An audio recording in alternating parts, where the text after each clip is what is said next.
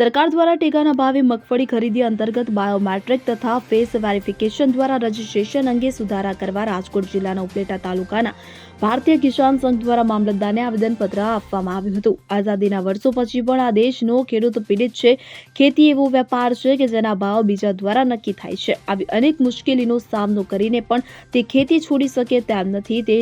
તેની મજબૂરી છે. આવા સંજોગોમાં ગુજરાત સરકાર ટેકાના ભાવે મગફળી ખરીદીમાં બાયોમેટ્રિક તથા ફેસ વેરિફિકેશનથી જ રજીસ્ટ્રેશન કરવા એવી નવી નીતિ અપનાવે તો ખેડૂતોને દાજ્યા પર ડામ દેવા સમાન છે. કારણ કે ગ્રામ્ય વિસ્તારના ખેડૂતોનો મોટો વર્ગ ભાગમાં કે ભાડા પેટે જમીન રાખીને ખેતી કરે છે. જે જમીનના મૂળ માલિકો મોટા શહેરોમાં કે અન્ય રાજ્યોમાં ધંધાર્થે વસવાટ કરે છે. આમ ખેડૂતો તથા જમીન માલિકો બંને અલગ અલગ છે. જો સરકાર દ્વારા ખરીદી પ્રક્રિયામાં સાચી સ્પષ્ટતા કરવી હોય તો ગ્રામ સેવક તેમજ અન્ય સરકારી કર્મચારીઓ મારફતે ખેતર પર પાકનો સર્વે કરી જૂની પદ્ધતિ દ્વારા ખરીદી કરવામાં આવે તો જ સાચા અર્થમાં ખેડૂતોને લાભ મળી શકે. તો આવા અનેક મુદ્દાઓને લઈ ઉપલેટા ભારતીય કિસાન સંઘ દ્વારા મામલતદારને આવેદનપત્ર આપી આવા કાયદામાં સુધારો કરવા રજૂઆત કરાઈ હતી.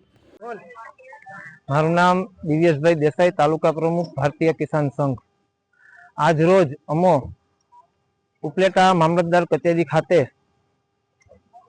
તાલુકા પંચાયતના સદસ્યો, જિલ્લા પંચાયતના સદસ્ય, ખેડૂત અગ્રણીઓ, ખેડૂતો,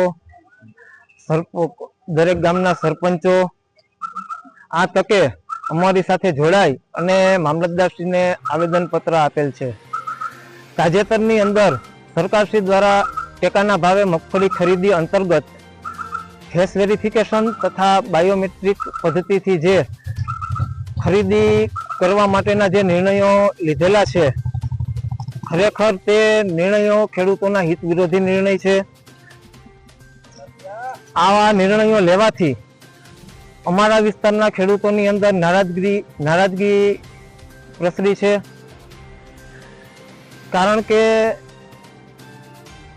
મોસ્ટ ઓફ ગામડાઓની અંદરના વિસ્તારના ખેડૂતો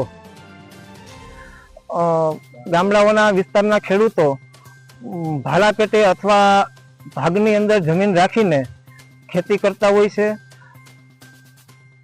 મોટા ભાગના જે ખાતેદારો અને જે માલિકો છે તે પોતાના ધંધાર્થે બીજા રાજ્યોમાં અથવા તો મોટા શહેરોની અંદર વસવાટ કરે છે. માટે જો એ લોકોને રજીસ્ટ્રેશન અર્થે અહીંયા આવી શકે નહીં, માટે ખેડૂતો અને માલિકો એમ બંને અલગ અલગ છે.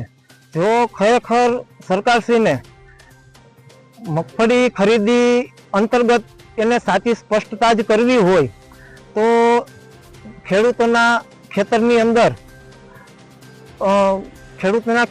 અંદર ગ્રામ પંચાયતના તલાટી મંત્રી, ગ્રામ સેવક અથવા સરકારી કર્મચારી મારફત સર્વે કરાવી અને જો